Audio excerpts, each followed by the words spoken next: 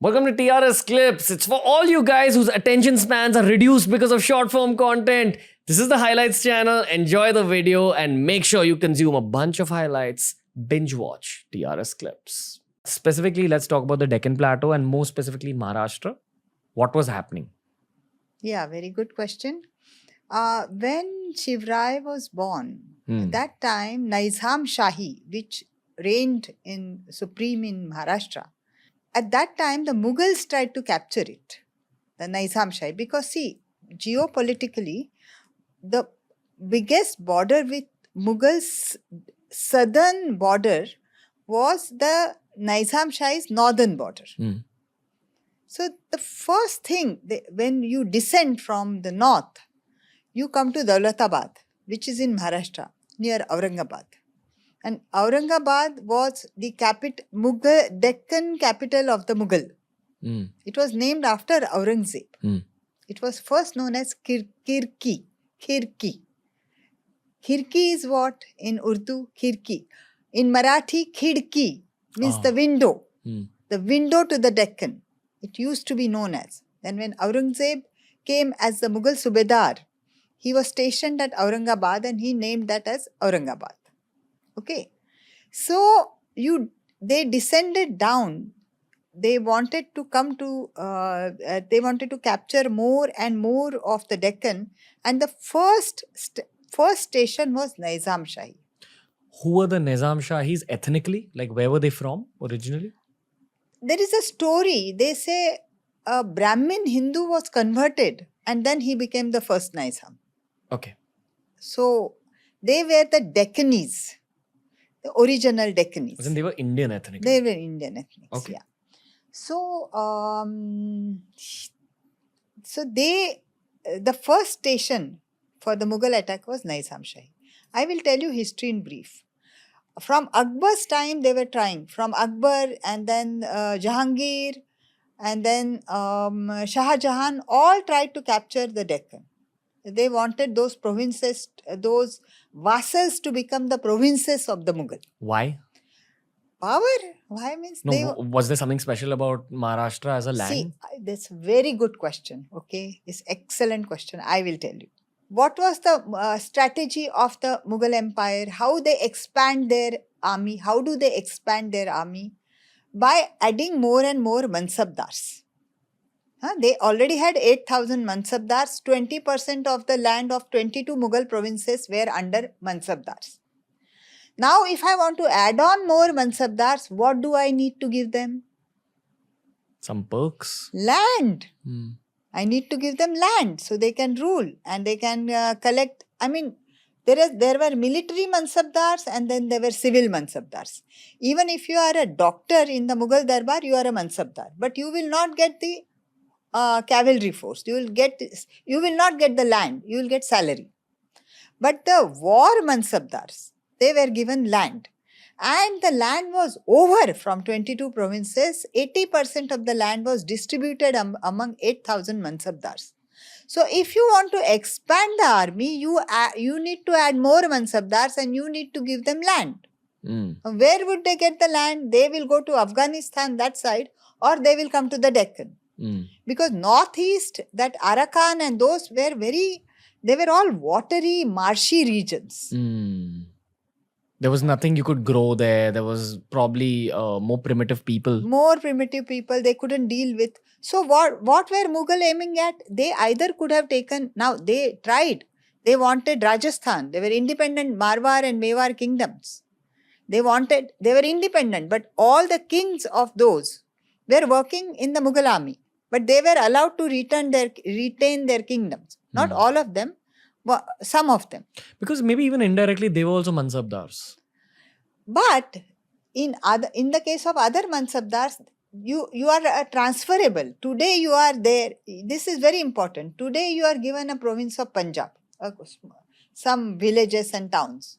Tomorrow, if you lose the favor of the emperor, he may transfer you to the Far East, northeastern borders.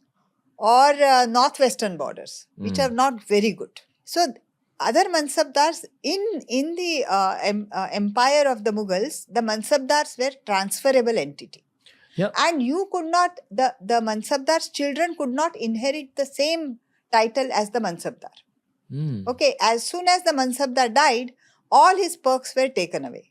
So what happened to the families? We don't know. Families were gone. If one of the sons were able, then the emperor, it was on emperor's whims and fancies. I would not say even merit, whims and fancies. And what happened in the Deccan, the kings were little more, they were Shia kingdoms, but some do not agree. So the north, Mughals were the Sunni, and the south were the Shia kingdoms, Adil Shahi and also Qutub Shahi. They are descended from Afghanistan or I don't know where exactly, but they were not the part of India. So so what happened then, they were little liberal and they allowed Jagirdars. Now we are talking about the Mansabdars of the Deccan. Jagirdars were more relaxed. Once the land was given, then Jagirdars' children could, actually it is not inheritable, but they could inherit in the south. So they were like kind of more relaxed, the Jagirdars here. They became rich. They started building forts, fortresses. They had their own sentinels, their own army. Of course, they kept the cavalry for the Shahs. So, and in Nizam Shahi, before it was destroyed by the forces of the Mughal and Adil Shahi together, it's a full politics. Nizam Shahi was annexed, went into two parts. Some part went to the Mughal and some part went to Adil Shahi. It was annexed. They were defeated. No, they were defeated. Shirvai's father Shahaji Raje fought for, he was fighting for the Nizam. Okay. But he surrendered to Adil Shahi and he was posted to Bangalore because he had a large Maratha following. When I say Maratha, I'm not talking about the caste. There was no caste as Maratha. Maratha means Marathi speaking. It can be Brahmin Maratha, it can be Kunbi Maratha, the farmers, or it can be Balutedar Maratha, which are the skilled workers like carpenters or goldsmiths. I'm talking about them. Yeah. Okay. Maratha means Marathi speaking. Why did you say that? Like in the modern day, it has a caste-oriented Yes, it has a implication? caste intonation, but those days, no caste as Maratha caste existed in Chattrapati Shivaji's times. Okay, I'm very clear about that. When I talk about Maratha, henceforth, it is the Marathi speaking. Sure. Like I'm a Maratha. Don't ask me my caste because I'm simply Marathi speaking. Though I don't believe in caste and religion. I think what we refer to as Maharashtrian in the modern day. That's what you're trying to say. I'm talking about Maratha is Maharashtrians. Okay. So he had a large Maratha following. So they didn't want to kill him outright. So he was posted to Bangalore, away from the mountains. Now you will realize what I talked in the first episode is that most of these empires and the sultanates depend on heavy duty cavalry. Okay, all their Mansabdars and Jagirdars maintained cavalry forces. And where this cavalry was as weak as a ship stuck in sand, where will it be? Can you logically tell me? Now I'm asking you a question. Where this cavalry will be rendered useless is in the mountains. How do you go? Heavy duty cavalry cannot enter mountainous region.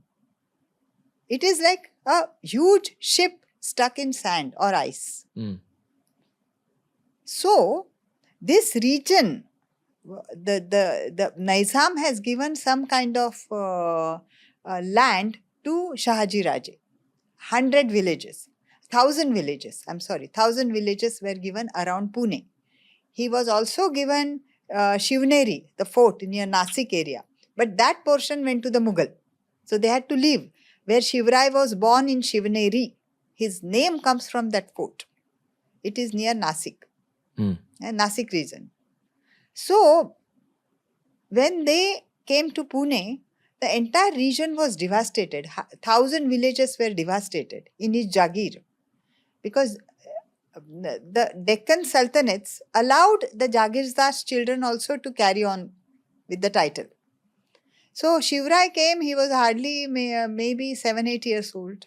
When he came to Pune, it was devastated by Mughal and Adil Shahi forces. Temples were gone. I mean, they were all in dilapidated state. And the Marathas from the Adil Shahi, they had tilled the land with donkeys. And there was a superstition, if you till the land with donkeys and if you grow there something, you try and grow food there, your family will go.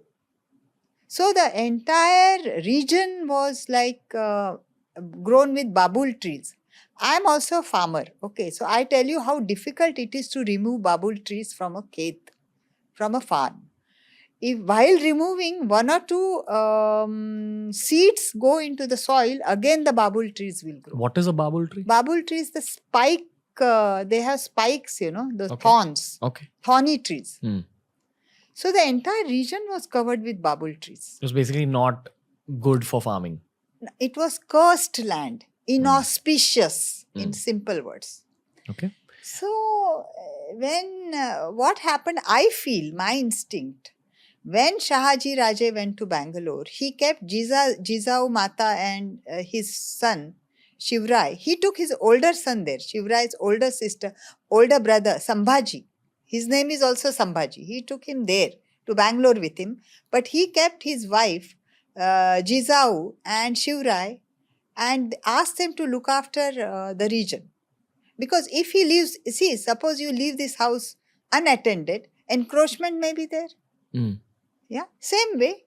That was his estate, no? He wanted somebody able, and he knew his wife is very able to supervise the region. Couple of questions here. Yeah. In the last episode, we spoke about Aurangzeb. Yes. Now, what part of Aurangzeb's timeline is going on at this time? He's become emperor? No, he's still a prince in Aurangabad. Fighting it out He's with a his Subedar. brothers. Yeah. This is a very good question. Why I'll tell you. He is still a prince. He is still a prince. He's nowhere near the Mughal throne. Okay, peacock throne, to be precise. Mm. So he is fighting his own battles he was sent to Kabul, and he's now, once he was in Deccan, then he was again sent to Kabul, and again he came back to Deccan, all this when this was happening. The Mughal forces that Shahaji had to deal with were Shah Jahan's forces. Shahjahan's forces. Okay. Shahaji Raje dealt with Shahjahan's forces. And why do you say that? And there was another soldier along with whom he fought is Malik Ambar. Malik Ambar is a fantastic character in this entire history. Malik Ambar was working for Nizam Shahi. Okay. And he fought along with Shahaji Raje to protect Nizam Shahi. Before it was annexed by the Mughal and the Adil Shahi forces. Okay. Malik Ambar was a slave boy from African continent. Oh, really? He was bought by somebody and bought to Ahmednagar. And he was, Ambar, a Sardar called Ambar, he was trained in military tactics and made a Sardar. He was even sold, he was taken to Afghanistan and sold there in Kabul, I think. When you say made a Sardar, you mean made a general? General, war general. When I say Sardar is a war general, then he was brought back to Ahmednagar where I was born. That's why I'm connected with history, I feel. And is there, like you said, African continent, is there any... slave trade. Yeah, but which country could it possibly be? I think it is Ethiopia. I'm not sure. He was an Ethiopian slave. Wow. So there is some black history here as well. Yeah. So he was such an excellent warrior, and now Marathas will jump at me, but I feel his guerrilla tactics, there is no guerrilla warfare, guerrilla tactics, it was so excellent. I feel instinct that Shahaji Raje might have learned that tactic from him, and he must have learned certain things from Shahaji Raje. Got it. And he was so devoted to Nizam. After his death, the whole Nizam Shahi collapsed. Nizam's son became a traitor. Malik Ambar's son became a traitor. Really? So there is a big history in that. Was there a lot of African influence on India in this period? No, not Malik Ambar I'm talking about. Okay. And somebody even asked me, why don't you write a book on Malik Ambar? But it's a very big history, and writing a book is not easy. You have to go into complete research into that. You have to do a lot of research. But he was an interesting, like Mir Jumla, I'll tell you later. This was an interesting character. Okay. He's also in my books. He's there in history. Okay. So this was going on, and then Shahaji Raje had to surrender. He was transferred to Bangalore, and Shivrai came with his mother to Pune. So there are two things you must remember. See, there are two types of Subedars. One is Mughal Subedar. He is given a province, and most of the Mughal princes were Subedar. Subedar means you look after a province. Similarly, in the Deccan also there was Subedar. Look after this province. And you are a Subedar, you are in charge of the Jagirdars. So being this mountainous region and not yielding much of food, there was no, Adil Shahi did not appoint any Subedar when Shivrai was growing up in Pune. So he had nobody to report to, in the sense. There was no Subedar, okay?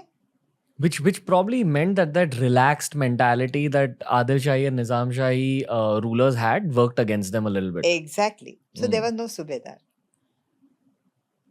Even Shivrai's father was 1,000 kilometers away, 800 in Bangalore. And those days, now you can fly within an hour.